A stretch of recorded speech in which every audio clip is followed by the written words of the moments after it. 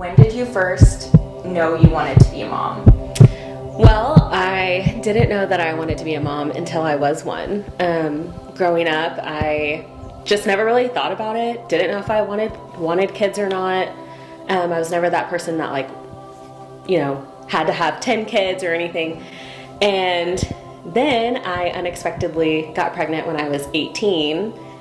And I was like, what am I going to do? I don't know how to be a mom. Yeah. I don't know what to do. But it actually came very naturally to me, and it was the best thing, and has been the best thing I've ever done. So I didn't know until my daughter Peyton was born. I was with my ex from high school until my daughter was about 4. And then we split. We're on great terms, good friends, everything's all gravy there. But met my husband when Peyton was 4, turning 5. And things moved really fast with us. We were head over heels, all the butterflies. It was one of those things where when you meet, you just instantly know that you're going to be with that person forever. One of my soulmates, for sure. So when we first started dating, we, talked about how many kids do you want? And he was 30, I was 24 at the time. And I was like, I would love to have more kids. I love being a mom. Peyton's the best. So however many kids you want, I'm down with that. If you want to have 1, cool. If you want to have 5, let's do it. I'm not driving a minivan, but we can do it. So we got married in 2019 and I was actively tracking before we got married. So then I would know, ahead of time, okay, this is when my cycle is, just to have that knowledge, am I ovulating? I think it's very important to know your body and be in tune with that. So I was ahead of time tracking that before we got married in August of 2019. Okay. So when did you hit a point where you said, this isn't working, we're tracking things, we're trying, we need some help? Oh, man. Okay, so in the beginning, it's all fun and games, and it's spontaneous, and you're having fun. And about 6 months in is when I was like, this isn't fun anymore. I'm not putting on any more lingerie, and this is not fun. It's no longer spontaneous. I will not lie, because I had my daughter previously, I expected to be pregnant immediately, in September. In October, I was the one planning the announcement to my family for Christmas. So that came and went, and I went in just for my regular appointment with my doctor, and I was kind of telling her what was going on, and it had only been maybe 6 to 8 months at this time of us trying, and she had told me it normally takes about a year, for women to get pregnant. That's normal. And she gave me the normal advice of for sure, track all of your stuff and have a really good lifestyle, just eat well and moderate exercise, which I felt like I was kind of already doing. Try not to stress, things like that. But she also did tell me that she was going to send in, an analysis for my husband. So he can go in and just get checked up too, which I think is so important. Not only is it us, it takes 2.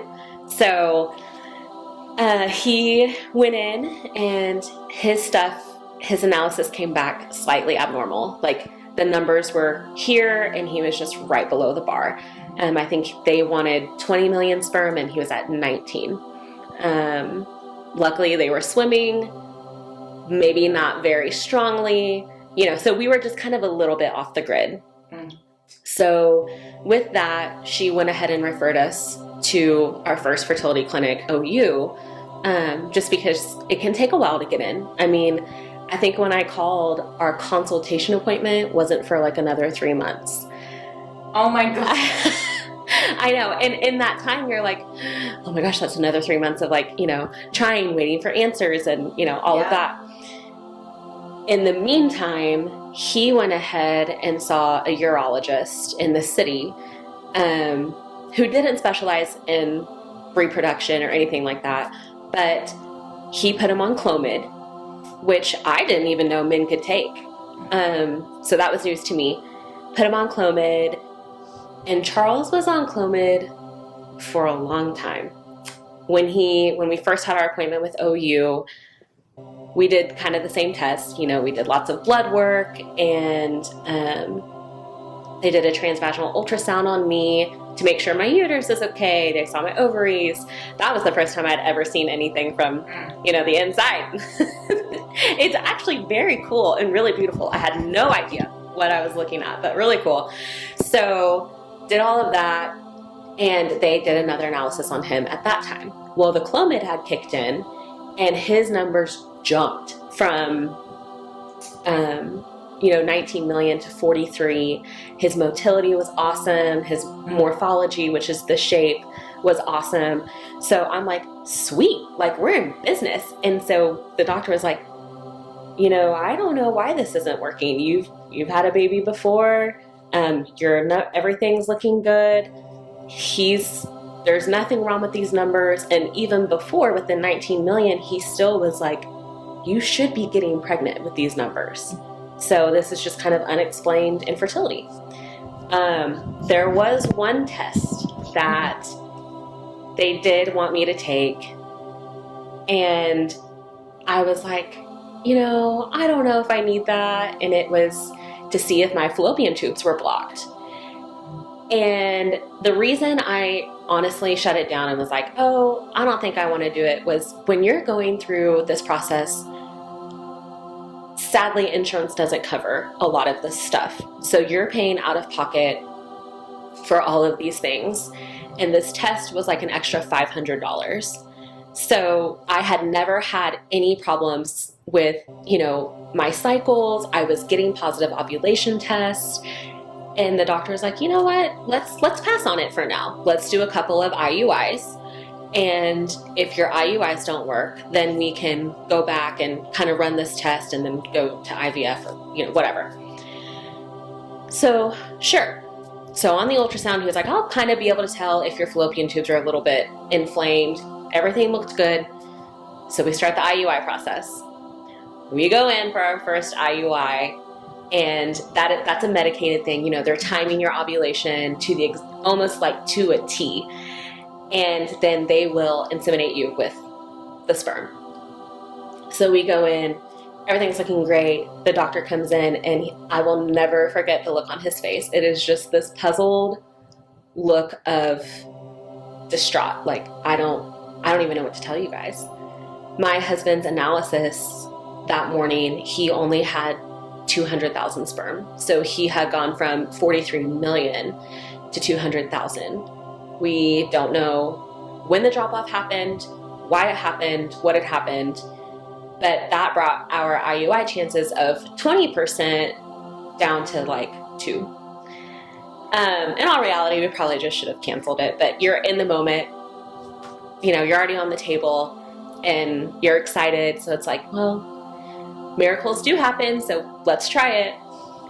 Tried it, failed, went in for one more, and I don't even know what kind of changes we made for that, 1 month or whatever it was. But maybe tried just changing some eating habits and, whatnot. My husband was still on Clomid at the time and went in for a second IUI, and it was only at 500,000. So we still don't know what had happened to his sperm. So now we're struggling with almost like kind of severe malfactor. And I don't want to say severe because, some people have it way worse than that. But it was like, how did we get here? So we do the second IUI, and it failed. It was like, all right, with this, let's go straight to IVF. We're ready. We're not playing games. How much does IUI cost? So our IUIs cost $900, I believe. I want to put it in perspective only because of that $500 test, because I want them to understand. Yeah. Yep. So that test was $500, just for everyone listening. Yes. And so then they did 2 rounds of $900, basically $1,000, 2 of those procedures. Yes. Yep. That didn't work. That did not work. So after that, we are headed straight for IVF. Now we're excited because it's like, I don't want to say it was going to be a guarantee in my head, and they had told me going into it, this is not a guarantee. You know, just because you're doing this, it's not a guarantee. But our odds are really good. I was young at the time. I mean, I am young, but I was young at the time. I was still in my 20s. And my husband was still young. We're both in pretty good shape and, you know, whatnot. So we start the process of IVF. Everything's looking good. I still did not do my HSG, the fallopian tube test.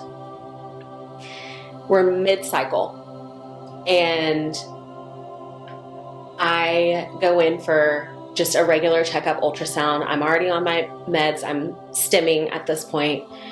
And I had, I think she was a resident or somebody who was, you know, kind of in training. OU was a learning hospital. So she was somebody who was in training, you know, with them. She was doing my ultrasound. There wasn't a doctor in the room, but there was another nurse. And she goes, huh. And I said, what's that mean? And she was like, well, I'm gonna go grab Dr. Hansen really quick, you know, just for a second set of eyes. So he comes in, and these doctors, they are so intelligent and so great, but sometimes they lack emotion, and I think that they have to do that. So he comes in, and he just was very straightforward and was like, okay, you either have like bowels blocked up right here, or this is fluid. And if this is fluid, then that's going to be the problem, because this is probably coming from your fallopian tubes. Looked at my charts, and he's like, I see you haven't done an HSG yet. And I was like, no, at this point I had forgotten about it. So he kind of explains to me he thinks I might have a hydrosalpinx, which is fluid coming from my fallopian tubes. And that fluid is not good. It is toxic to your embryos. It can wipe out your embryos. So we don't want that. So basically he said, we can still go through with your egg retrieval. And when he said that, that's when I knew it was really serious. It had never crossed my mind that it would be canceled or anything. So we can go through with the egg retrieval, but any embryos that we get, we have to freeze. So we can figure out what this is, you know, what's happening with us. So I'm like, okay. What were you feeling at that time when he told you that? I could not believe it. And I think I was in denial. Like, I was like, no, it's probably just bowels. Like, you know what medication does to you, you know? So I just prayed about it, and I was like, please, God, don't let this, you know, affect where we're at, and don't let it be this. So in the meantime, we had figured out Charles. He went and saw a urologist through OU who specialized in male infertility is what it was. And he had told him he was on Clomid too long. So Clomid, it can like bring you up, give you great numbers, shoot you down if you're on it too long. And that was what was happening. That was why his sperm was being killed off. So we cut the Clomid at that point. Go in for our first egg retrieval, and we had gotten 12 eggs, which is a good number. I was happy with that. My nurse team was happy with that. Doctor was happy with that.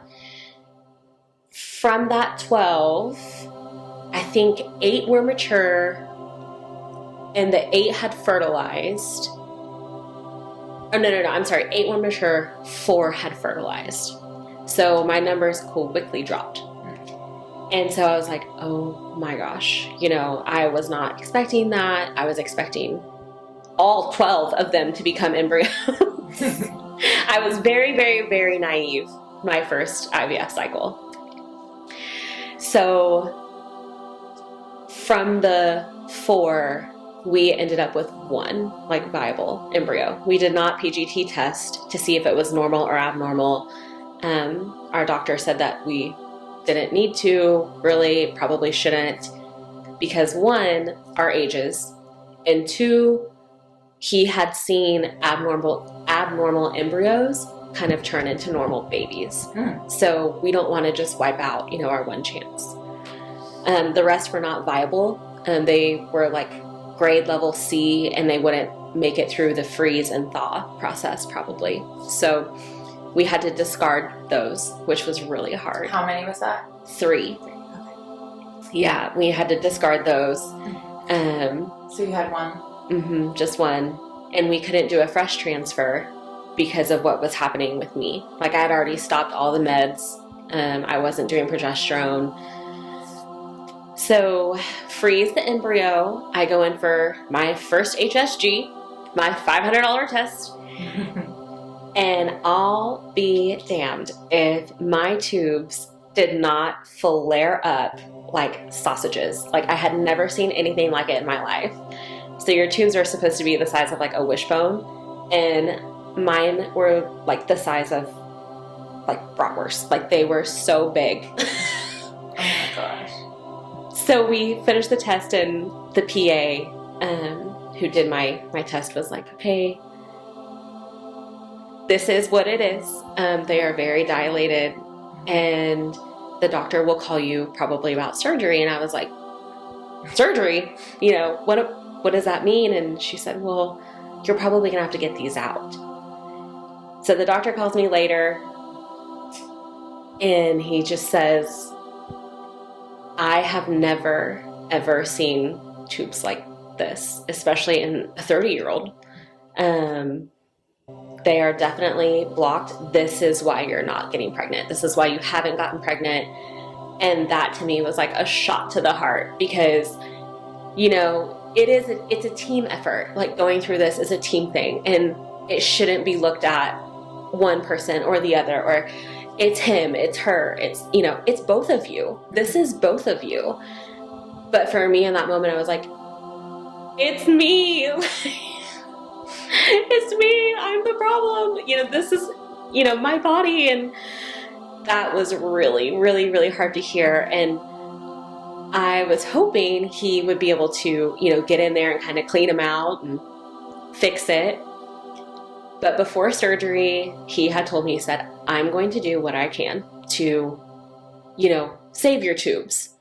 And if I can save them, great. But if not, I'm going to have to take them. And I just want you to plan on me taking your tubes out. And I said, okay. In my head the whole time, I'm like, I have this one embryo. I am doing this. That's our baby. That's our baby. I'm doing this for our future baby. I'm doing this for my husband, for myself.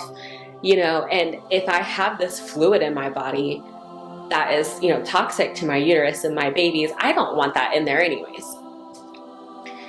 I think my surgery was supposed to take about an hour, and I think I was under for 2.5 hours. Basically, when they got in there, my doctor was shocked at what he saw. I had scar tissue like covering everything, and there was absolutely no saving my tubes. One of my fallopian tubes was like wrapped around my left ovary, and the only reason he didn't take my ovary was because he knew I wanted more children. And he cut out as much scar tissue as he could. But yes, but the tubes had to go. So after my surgery, I woke up and he kind of explained everything to me, and I saw the pictures for myself. And I just was like, oh my gosh. I mean, I couldn't believe it.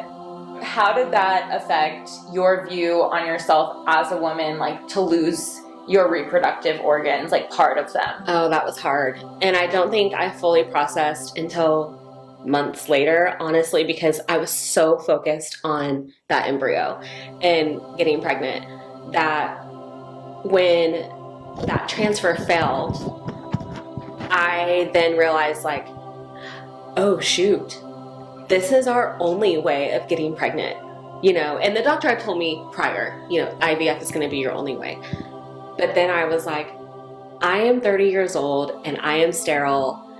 I can't do anymore what God made me to do. And it was so easy with my daughter. Like, I was that person that I now kind of roll my eyes at. You know, I like got pregnant on accident, wasn't trying. And so I was sad for myself, and I became mad at my body.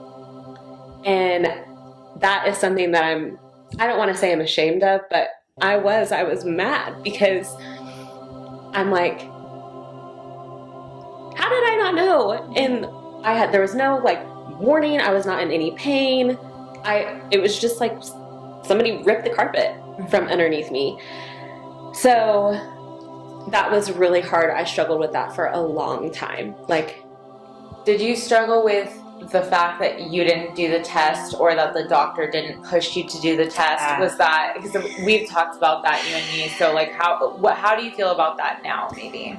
Okay, so I felt like when we were first discovering, you know, this fluid that was happening, I felt like the doctors were like, well, you turned this test down, right? Like, you said you didn't want to do this test. And I'm like, in my head, I'm like, I did.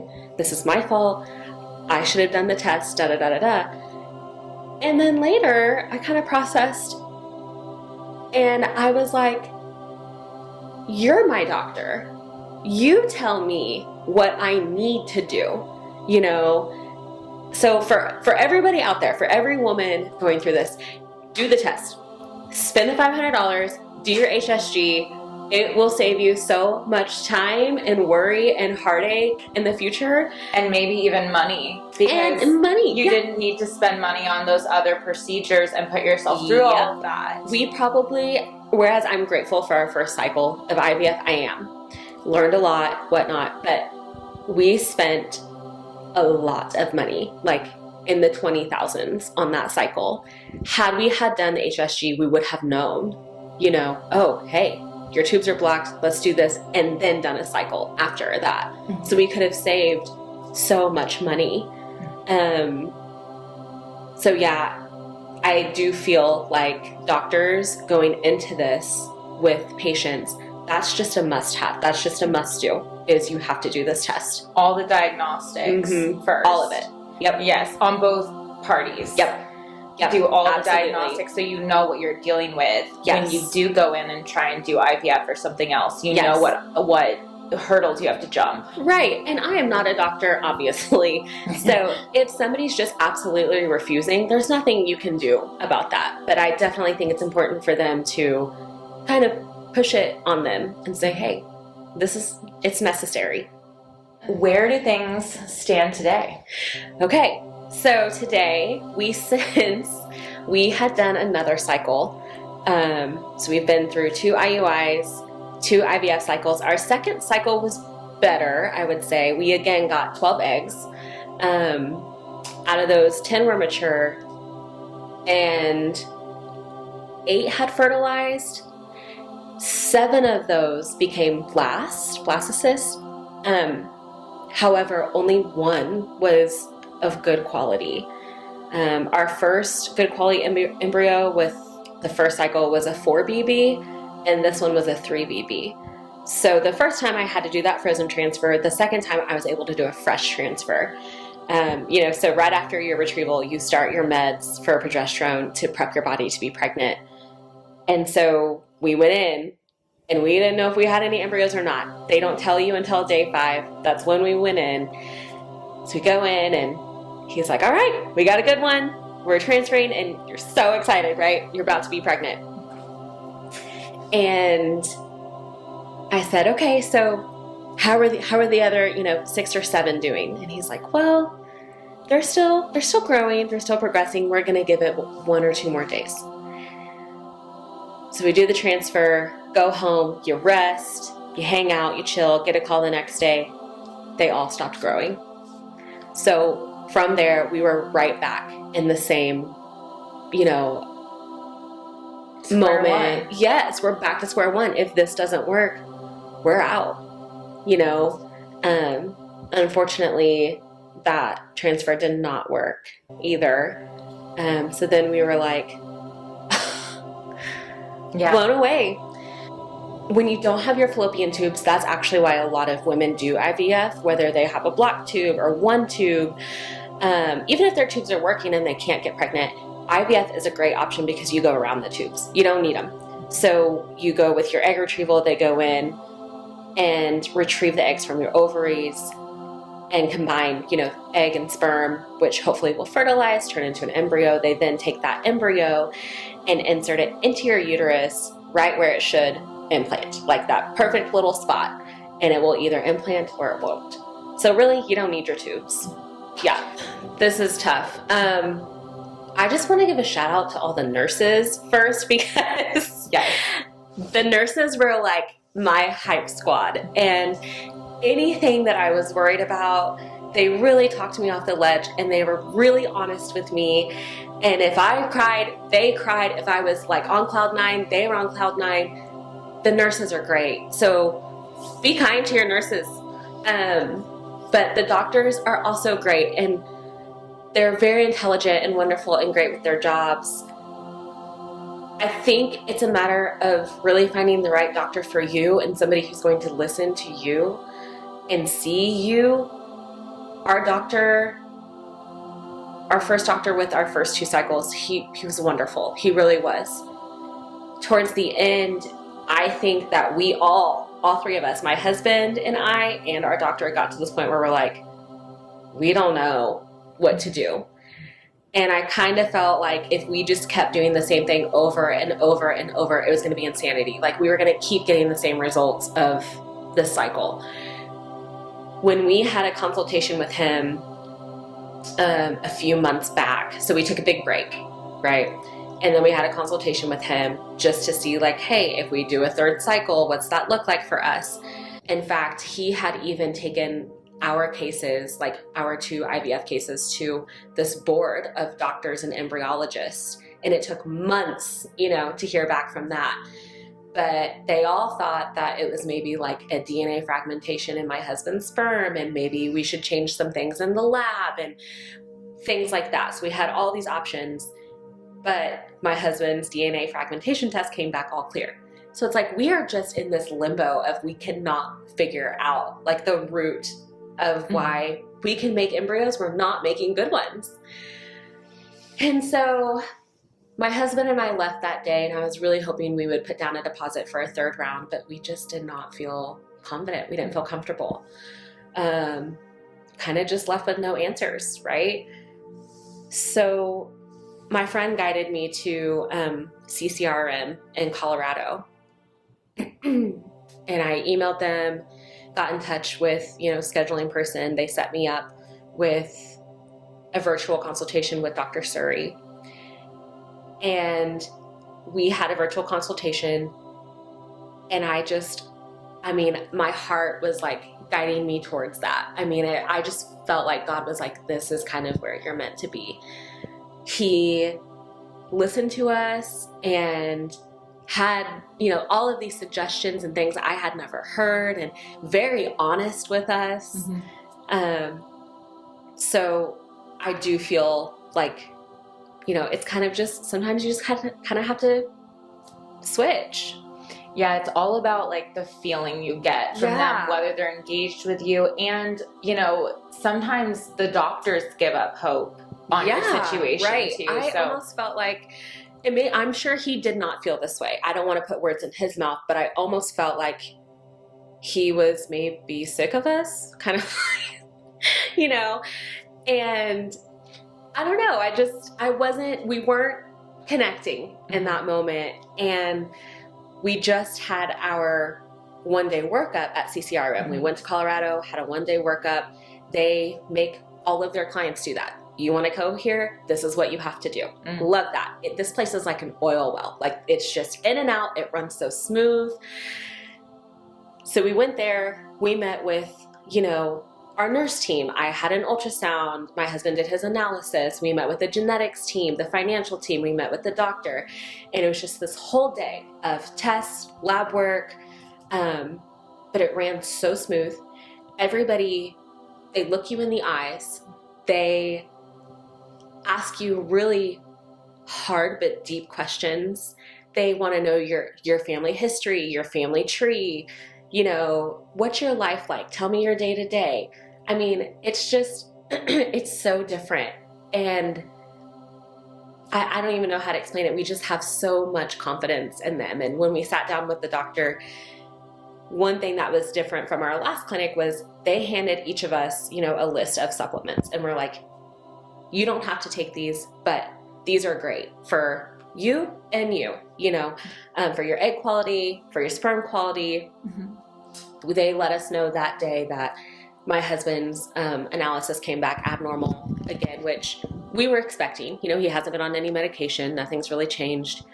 But the doctor was like, hey, I'm going to put him back on Clomid. You know, they prescribed me some supplements, you know, from a pharmacy that he's like, we've had great results with this. I'm going to put you on this. And at this moment in time, we still don't know what's, you know, what the cause is, but I feel like everything is working out how it should. Like we're being led in the right direction, and all of the timing is kind of working out perfectly. How did you choose to tell people in your life about your journey, and how did you come to that decision to like let people in or not?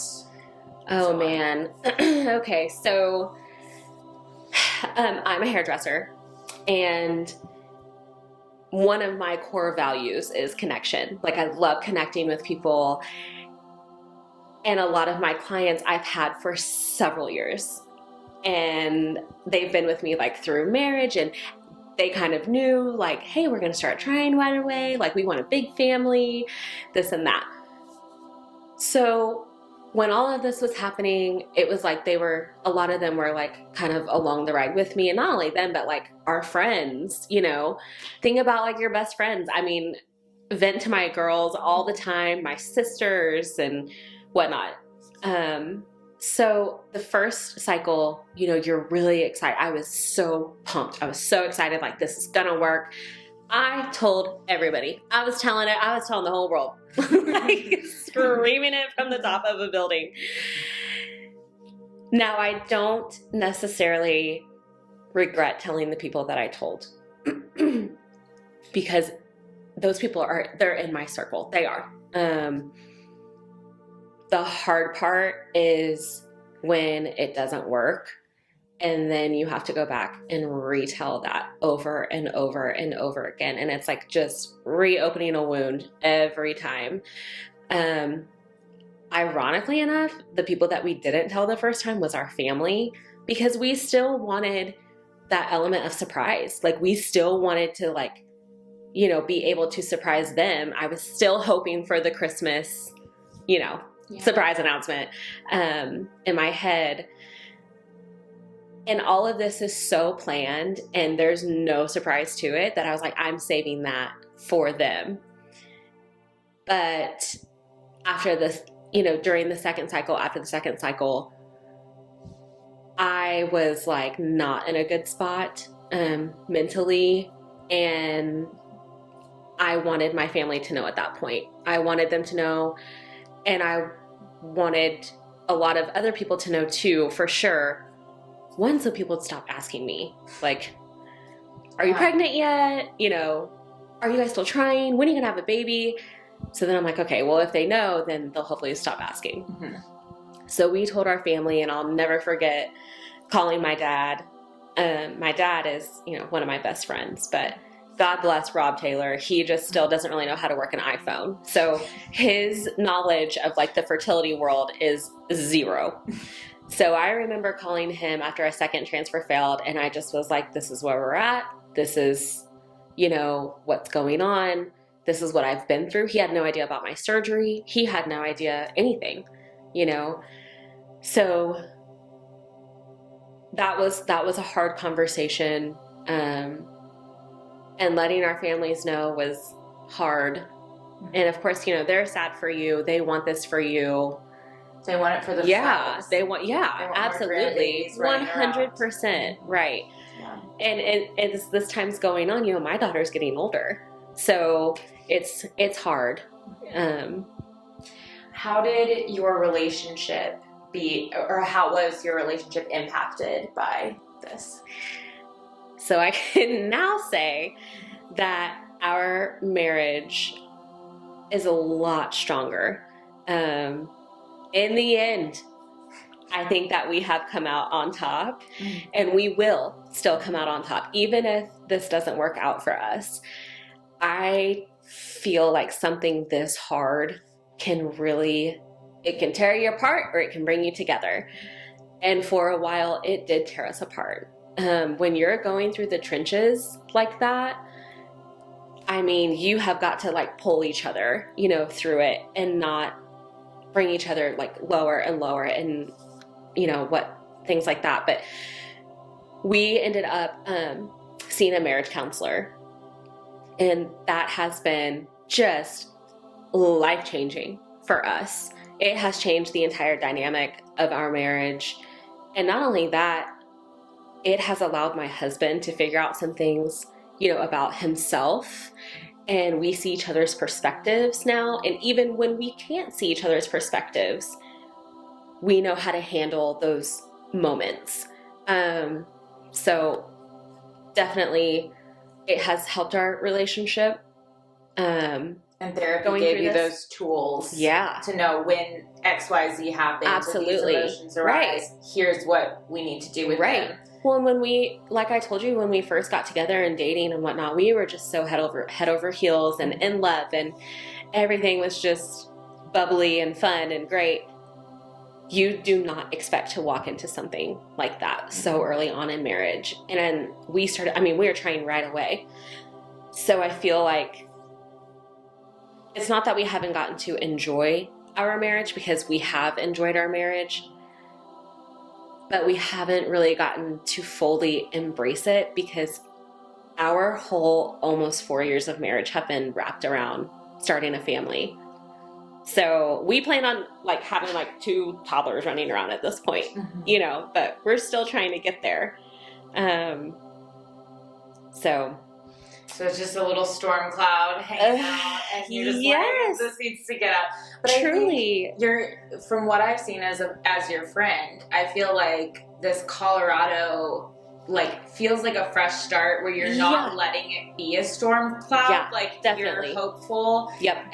But you're also like okay either way, and so you're kind of like letting it be what it is and releasing some of that control. How has that felt? Yeah, oh man. So going through all of this, you know, the first cycle, didn't really know what I was doing, whatever, super naive.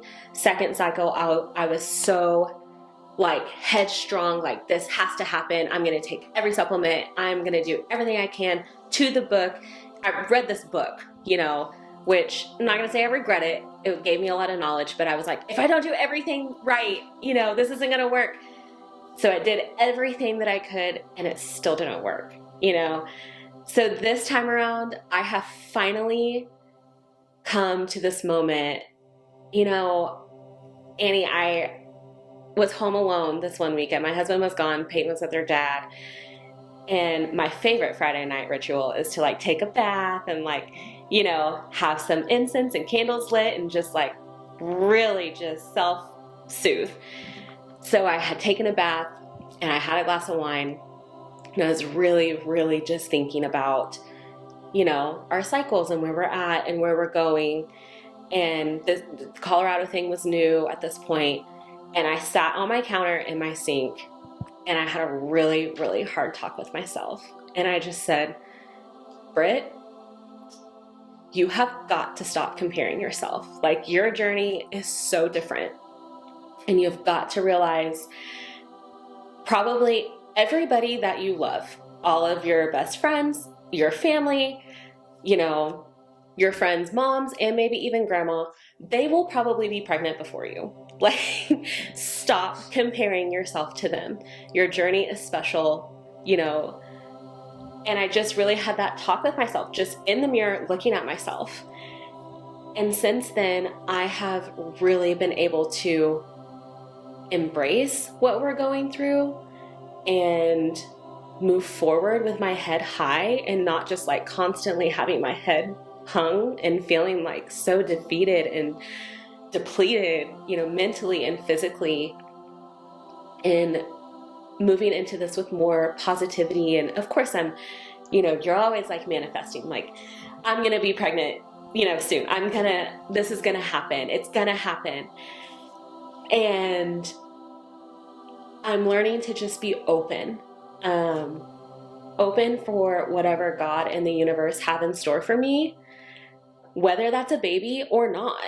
I am so grateful for what we have already. Peyton's the best thing I've ever done.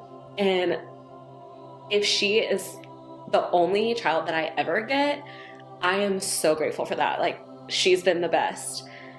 And I'm so thankful that my husband he takes her in as his own, and loves her unconditionally. And he has even told me, I am so content and happy with our lives. Like, this doesn't have to happen. If this is too much for you, let's stop. Of course he wants a baby, but he is so happy with just the dog and Peyton and our marriage and the house, and we have a great life. So I need to stop putting so much pressure on this has to happen. Like, we have to do this, because we don't. We don't. There does come that point where positivity turns toxic, as they say, where it's like, you're so positive that it's like when something negative happens, you like can't let yourself absorb it, and it's like, okay, totally, no matter what comes at you, it's going to be okay, because you do have this beautiful life. So what was the hardest component of all of this for you? The hardest moment, the hardest piece, like that just stands out in your mind, is like, this was so hard. The whole thing is hard. Yeah, the funny part is, everybody, when they hear that you're going through IVF and they, know what it is, they're like, oh my gosh, you have to do all those shots? Like, you have to stick yourself with a needle and da-da-da. That's nothing.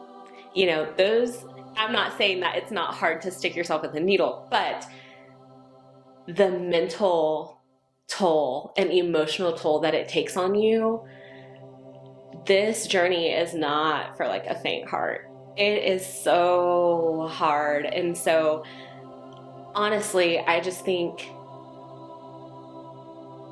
the hardest part for me was, I don't know, all of it. The expectations that I set on mental. The expectations I set on the cycles, the expectations I set on myself, the expectations I set on my husband, and, where we would be now. And that's been really hard.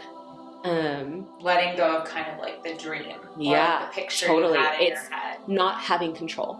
That's the hardest part. Having it out of my control. Having these expectations, I don't know how to get there. It's in God's hands. Absolutely.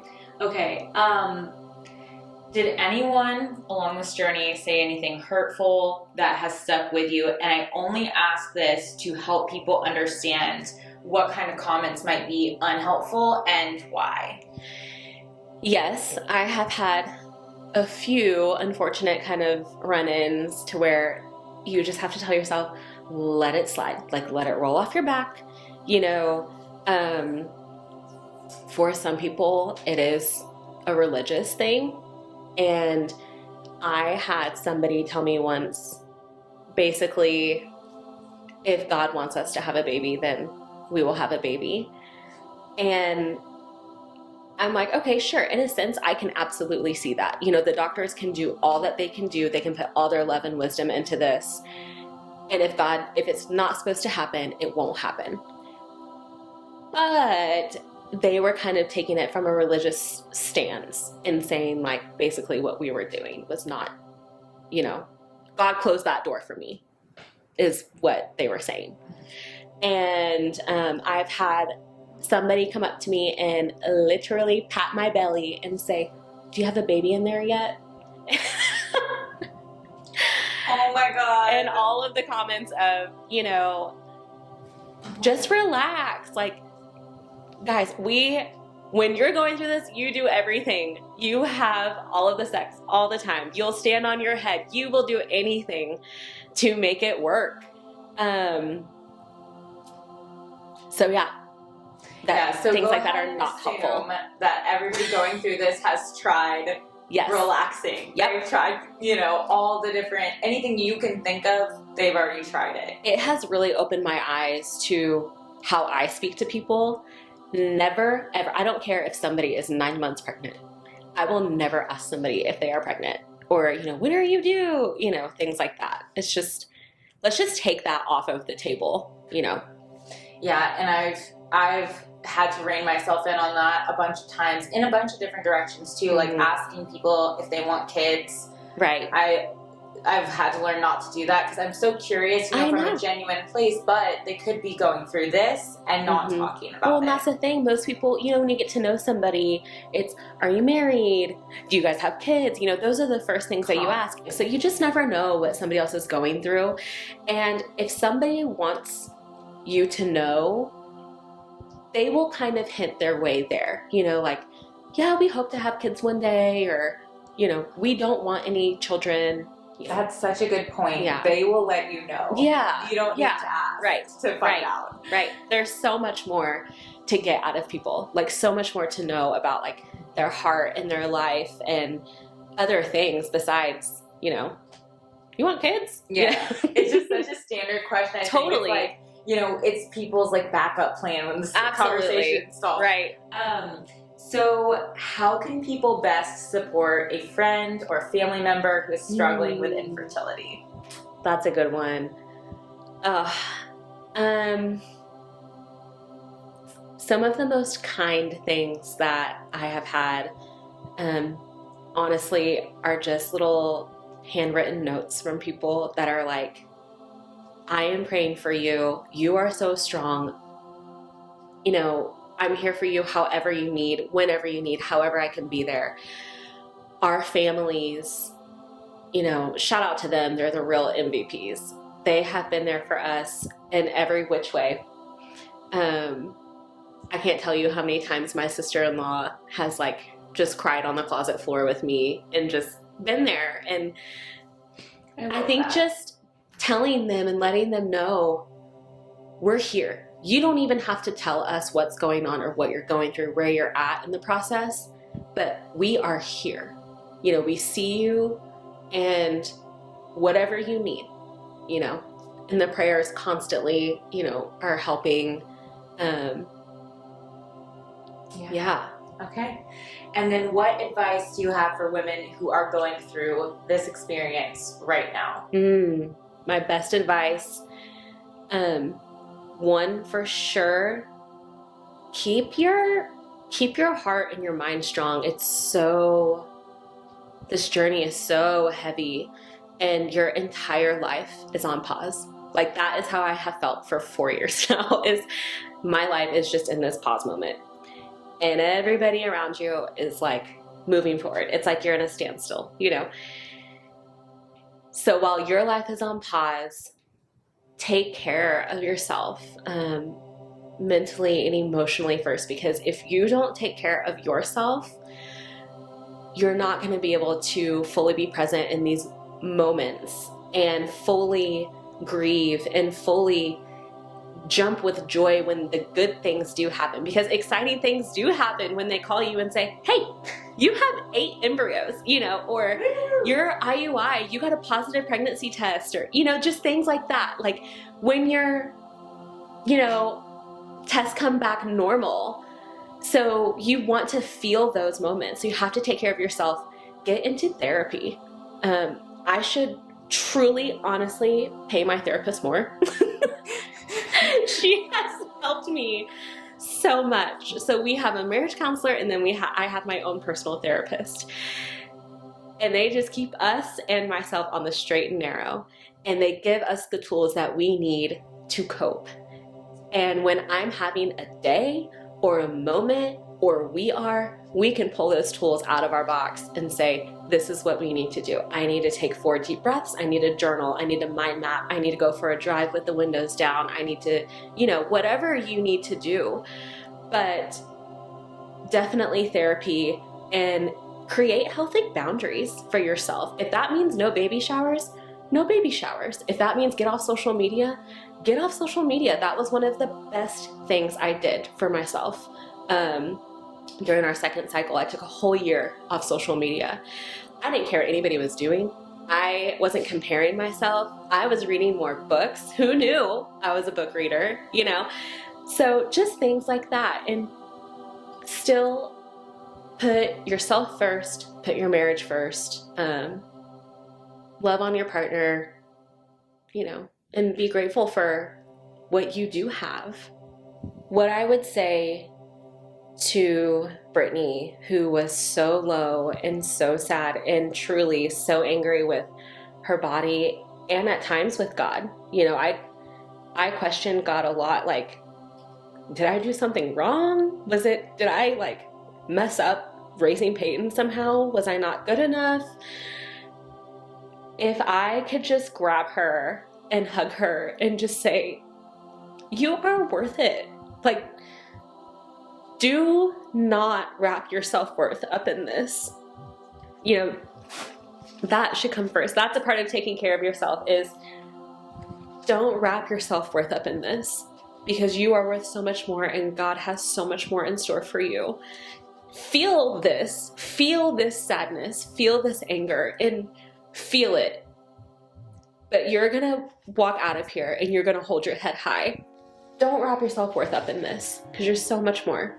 You're so much more. This is just a tiny glimpse in time. And it's not over. Okay, so I actually talk to baby Sims all the time. And I think it's just maybe a part of like some of like the praying, and I just want to say to baby Sims, or all of the future baby Sims, we love you so much and truly believe you are sent, you know, straight from God into our arms. We've worked so hard and for so long and prayed, you know, until our knees were busted for you. But you're meant to be here, and I've dreamt of you, and I've held you in my dreams, and I cannot wait to just hold you in my arms. So we're coming for you. We're coming, Sims. Get ready. All right. We good? That's a wrap. Oh my God. I know I need to hug you. I like so many times I was like fighting the urge. I predicted that I would end up hugging you, but I'm glad you know, we saved it for the end. I love you so much. I'm so proud of you. It might be over soon.